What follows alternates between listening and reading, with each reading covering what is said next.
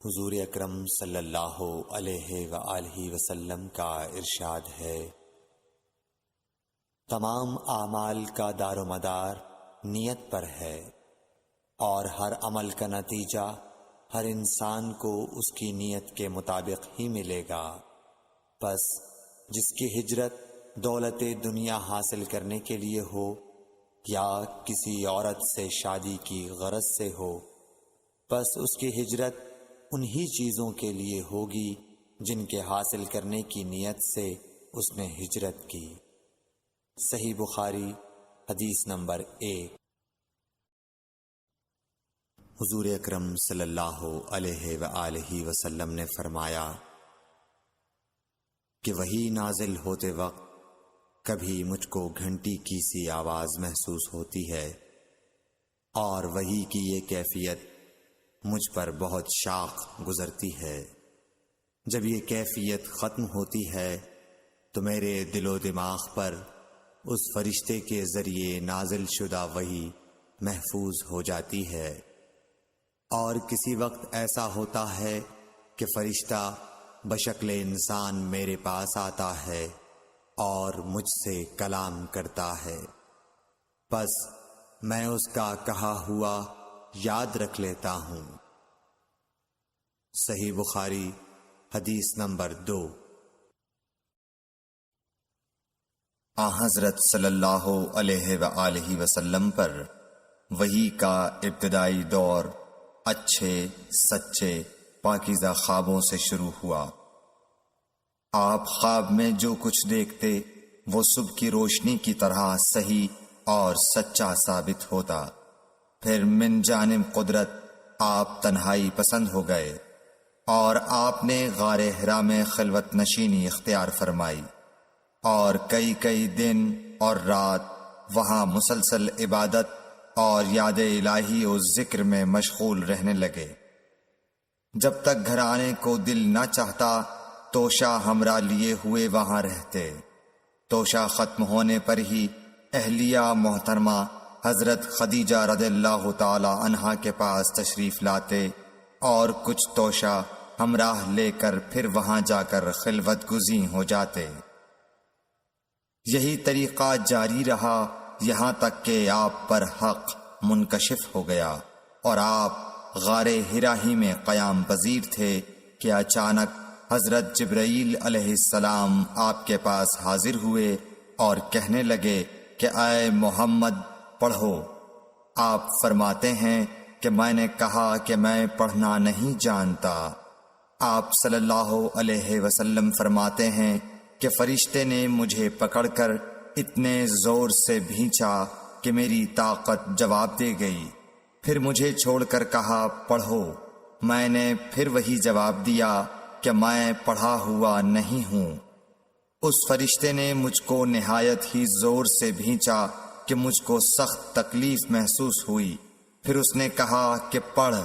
میں نے کہا میں پڑھا ہوا نہیں ہوں۔ فرشتے نے تیسری بار مجھ کو پکڑا اور تیسری مرتبہ پھر مجھ کو بھینچا، پھر مجھے چھوڑ دیا اور کہنے لگا کہ پڑھو اپنے رب کے نام کی مدد سے جس نے پیدا کیا اور انسان کو خون کی پھٹکی سے بنایا۔ پڑھو اور آپ کا رب بہت ہی مہربانیاں کرنے والا ہے۔ پس یہی آیتیں آپ حضرت جبرائیل علیہ السلام سے سن کر اس حال میں غار حرا سے واپس ہوئے کہ آپ کا دل اس انوکھے واقعے سے کانپ رہا تھا۔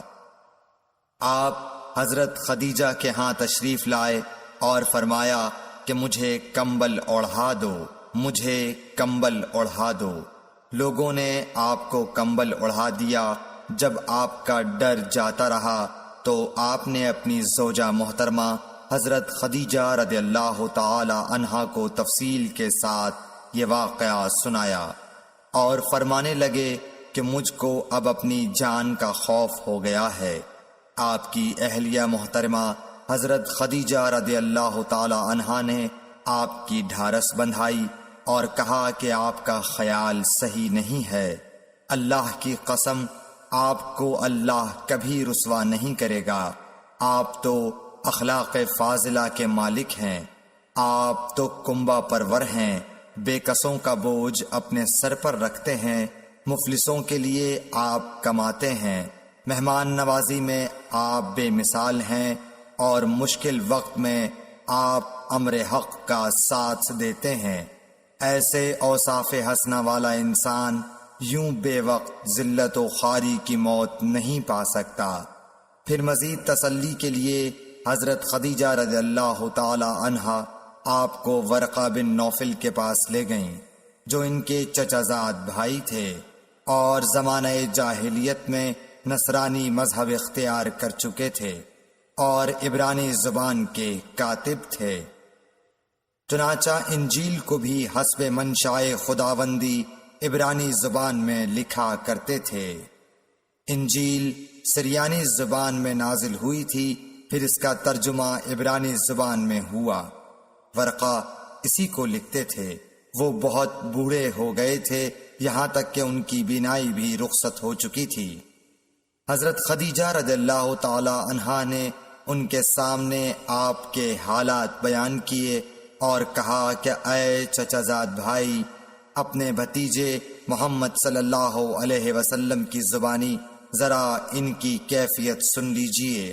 وہ بولے کہ بھتیجے، آپ نے جو کچھ دیکھا ہے اس کی تفصیل سناؤ۔ چنانچہ آپ صلی اللہ علیہ وآلہ وسلم نے از اول تا آخر پورا واقعہ سنایا، جسے سن کر ورقہ بے اختیار ہو کر بول اٹھے کہ یہ تو وہی ناموس معزز رازدان فرشتہ ہے جسے اللہ نے حضرت موسیٰ علیہ السلام پر وحی دے کر بھیجا تھا۔ کاش میں آپ کے اس عہد نبوت کے شروع ہونے پر جواں عمر ہوتا، کاش میں اس وقت تک زندہ رہتا جبکہ آپ کی قوم آپ کو اس شہر سے نکال دے گی۔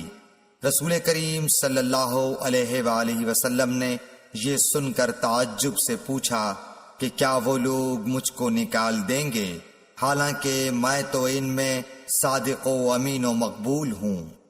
ورقہ بولا، ہاں یہ سب کچھ سچ ہے، مگر جو شخص بھی آپ کی طرح امر حق لے کر آیا لوگ اس کے دشمن ہی ہو گئے ہیں۔ اگر مجھے آپ کی نبوت کا وہ زمانہ مل جائے تو میں آپ کی پوری مدد کروں گا، مگر ورقہ کچھ دنوں کے بعد انتقال کر گئے۔ پھر کچھ عرصے تک وحی کی آمد موقوف رہی۔ صحیح بخاری حدیث نمبر 3۔ حضور اکرم صلی اللہ علیہ وآلہ وسلم نے وحی کے رک جانے کے زمانے کے حالات بیان فرماتے ہوئے کہا کہ ایک روز میں چلا جا رہا تھا کہ اچانک میں نے آسمان کی طرف ایک آواز سنی اور میں نے اپنا سر آسمان کی طرف اٹھایا۔ کیا دیکھتا ہوں کہ وہی فرشتہ جو میرے پاس غار حرا میں آیا تھا وہ آسمان و زمین کے بیچ میں ایک کرسی پر بیٹھا ہوا ہے۔ میں اس سے ڈر گیا اور گھر آنے پر میں نے پھر کمبل اوڑھنے کی خواہش ظاہر کی۔ اس وقت اللہ پاک کی طرف سے یہ آیات نازل ہوئیں، اے لحاف اوڑھ کر لیٹنے والے، اٹھ کھڑا ہو اور لوگوں کو عذاب الہی سے ڈرا، اور اپنے رب کی بڑائی بیان کر، اور اپنے کپڑوں کو پاک صاف رکھ اور گندگی سے دور رہ۔ اس کے بعد وہی تیزی کے ساتھ پے در پے آنے لگی۔ صحیح بخاری حدیث نمبر 4۔ رسول اللہ صلی اللہ علیہ وآلہ وسلم نزول قرآن کے وقت بہت سختی محسوس فرمایا کرتے تھے، اور اس کی علامتوں میں سے ایک یہ تھی کہ یاد کرنے کے لیے آپ اپنے ہونٹوں کو ہلاتے تھے۔ ابن عباس رضی اللہ تعالی عنہ نے کہا، میں اپنے ہونٹوں کو ہلاتا ہوں جس طرح آپ ہلاتے تھے۔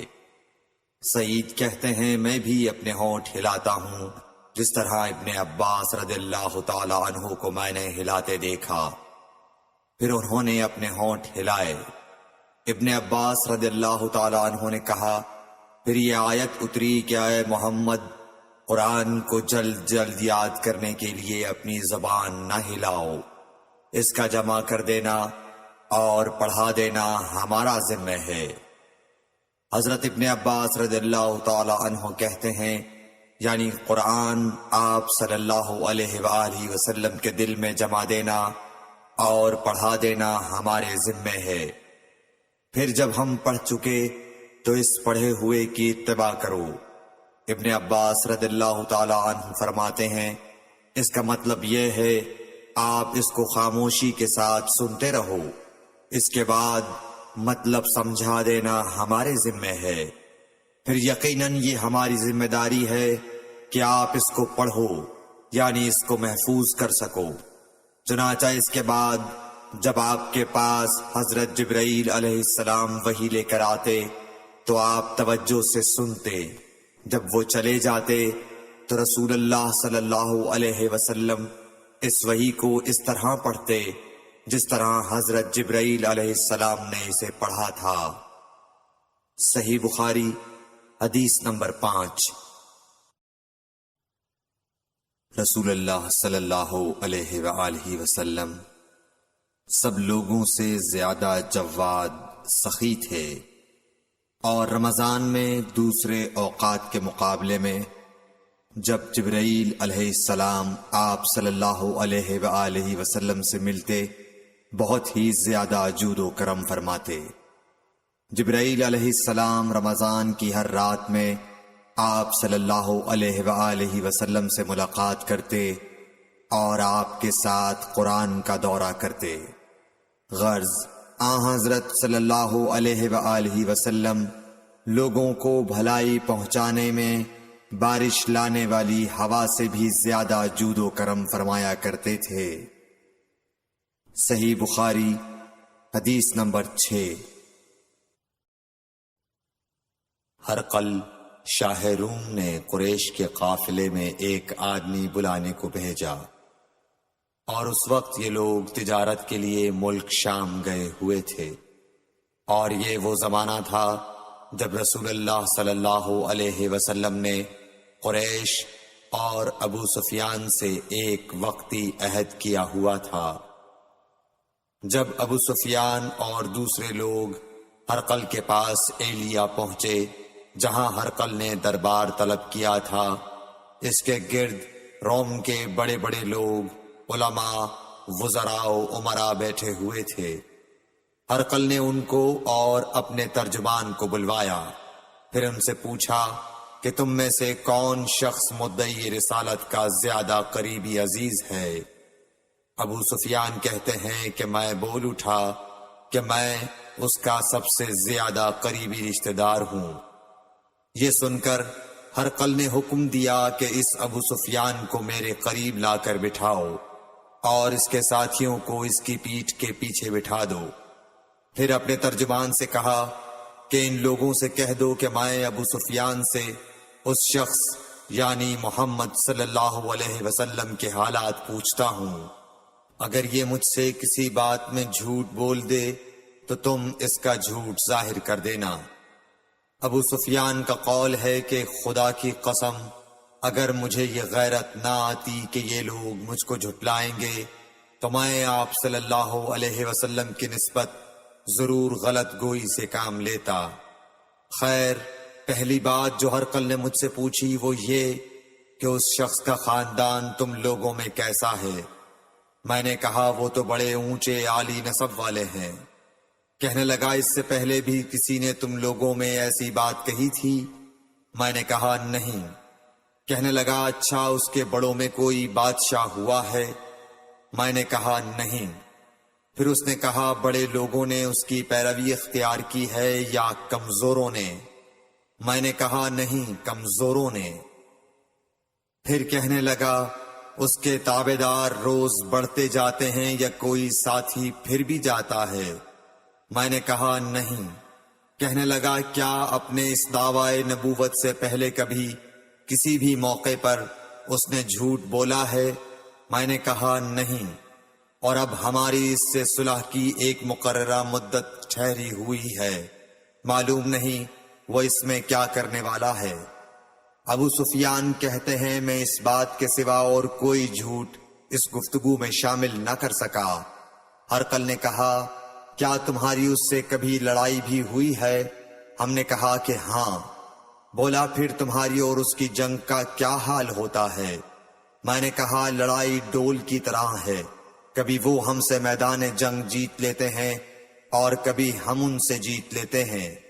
ہرقل نے پوچھا وہ تمہیں کس بات کا حکم دیتا ہے؟ میں نے کہا وہ کہتا ہے کہ صرف ایک اللہ ہی کی عبادت کرو، اس کا کسی کو شریک نہ بناؤ، اور اپنے باپ دادا کی شرک کی باتیں چھوڑ دو، اور ہمیں نماز پڑھنے، سچ بولنے، پرہیزگاری اور صلہ رحمی کا حکم دیتا ہے۔ یہ سب سن کر پھر ہرقل نے اپنے ترجمان سے کہا کہ ابو سفیان سے کہہ دے کہ میں نے تم سے اس کا نسب پوچھا تو تم نے کہا کہ وہ ہم سے عالی نسب ہے، اور پیغمبر اپنی قوم میں عالی نسب ہی بھیجے جایا کرتے ہیں۔ میں نے تم سے پوچھا کہ دعوی نبوت کی یہ بات تمہارے اندر اس سے پہلے کسی اور نے بھی کہی تھی، تو تم نے جواب دیا کہ نہیں۔ تب میں نے اپنے دل میں کہا کہ اگر یہ بات اس سے پہلے کسی اور نے کہی ہوتی تو میں سمجھتا کہ اس شخص نے بھی اسی بات کی تقلید کی ہے جو پہلے کہی جا چکی ہے۔ میں نے تم سے پوچھا کہ اس کے بڑوں میں کوئی بادشاہ بھی گزرا ہے تو تم نے کہا کہ نہیں۔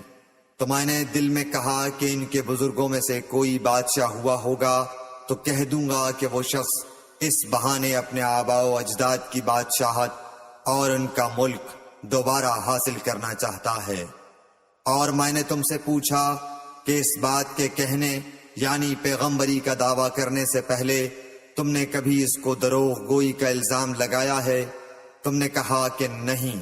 تو میں نے سمجھ لیا کہ جو شخص آدمیوں کے ساتھ دروغ گوئی سے بچے وہ اللہ کے بارے میں کیسے جھوٹی بات کہہ سکتا ہے۔ اور میں نے تم سے پوچھا کہ بڑے لوگ اس کے پیرو ہوتے ہیں یا کمزور آدمی؟ تم نے کہا کمزوروں نے اس کی اتباع کی ہے۔ تو دراصل یہی لوگ پیغمبروں کے متبعین ہوتے ہیں۔ اور میں نے تم سے پوچھا کہ اس کے ساتھی بڑھ رہے ہیں یا کم ہو رہے ہیں؟ تم نے کہا کہ وہ بڑھ رہے ہیں، اور ایمان کی کیفیت یہی ہوتی ہے حتیٰ کہ وہ کامل ہو جاتا ہے۔ اور میں نے تم سے پوچھا کہ آیا کوئی شخص اس کے دین سے ناخوش ہو کر مرتد بھی ہو جاتا ہے؟ تم نے کہا نہیں۔ تو ایمان کی خاصیت بھی یہی ہے، جن کے دلوں میں اس کی مسرت رچ بس جائے وہ اس سے لوٹا نہیں کرتے۔ اور میں نے تم سے پوچھا کہ آیا وہ کبھی عہد شکنی کرتے ہیں؟ تم نے کہا نہیں۔ پیغمبروں کا یہی حال ہوتا ہے، وہ عہد کی خلاف ورزی نہیں کرتے۔ اور میں نے تم سے کہا کہ وہ تم سے کس چیز کے لیے کہتے ہیں؟ تم نے کہا کہ وہ ہمیں حکم دیتے ہیں کہ اللہ کی عبادت کرو، اس کے ساتھ کسی کو شریک نہ ٹھہراؤ، اور تمہیں بتوں کی پرستش سے روکتے ہیں، سچ بولنے اور پرہیزگاری کا حکم دیتے ہیں۔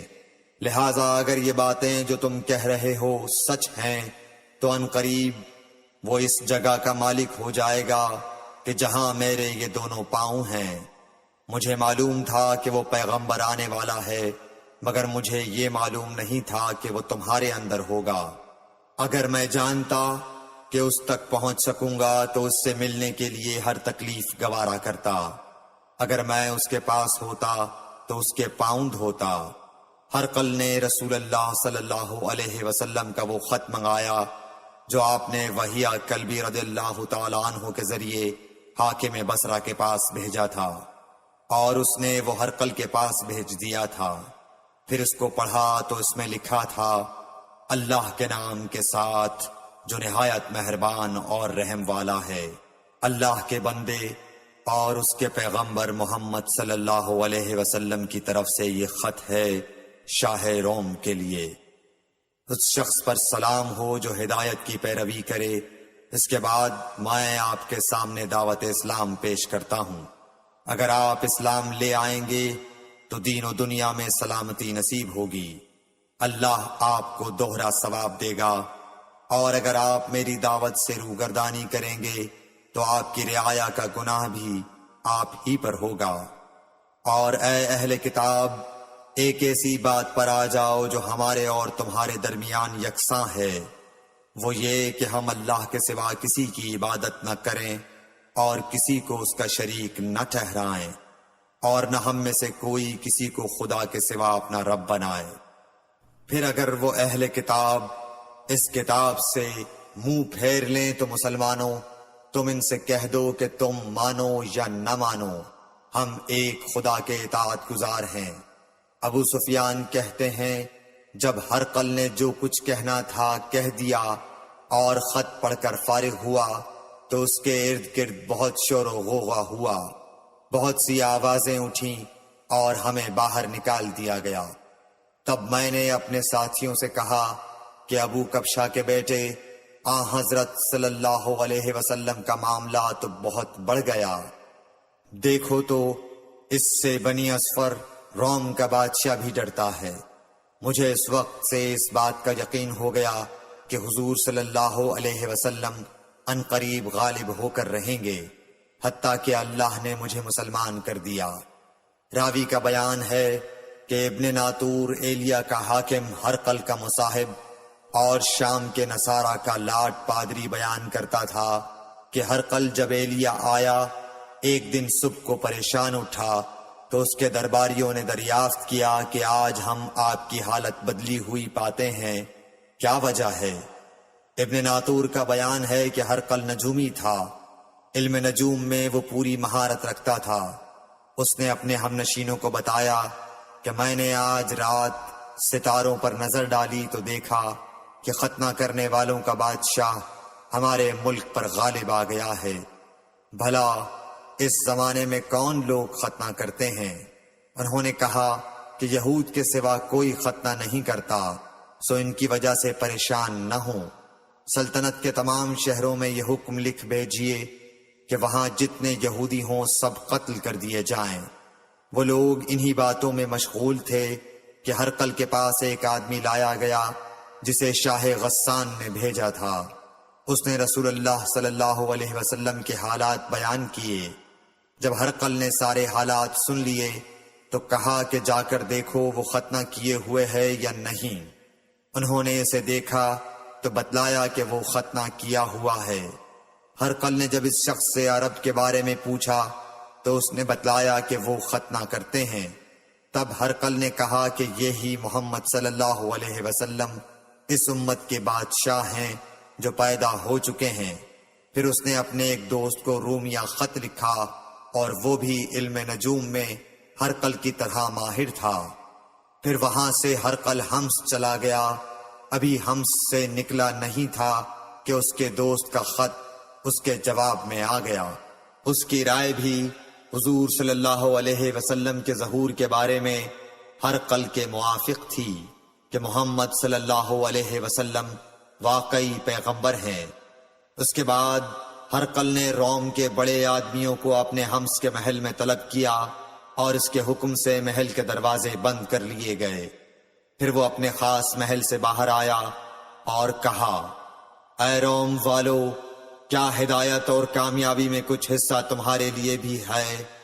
اگر تم اپنی سلطنت کی بقا چاہتے ہو تو پھر اس نبی صلی اللہ علیہ وسلم کی بیعت کر لو اور مسلمان ہو جاؤ۔ یہ سننا تھا کہ پھر لوگ وحشی گدھوں کی طرح دروازوں کی طرف دوڑے، مگر انہیں بند پایا۔ آخر جب ہرقل نے اس بات سے ان کی یہ نفرت دیکھی اور ان کے ایمان لانے سے مایوس ہو گیا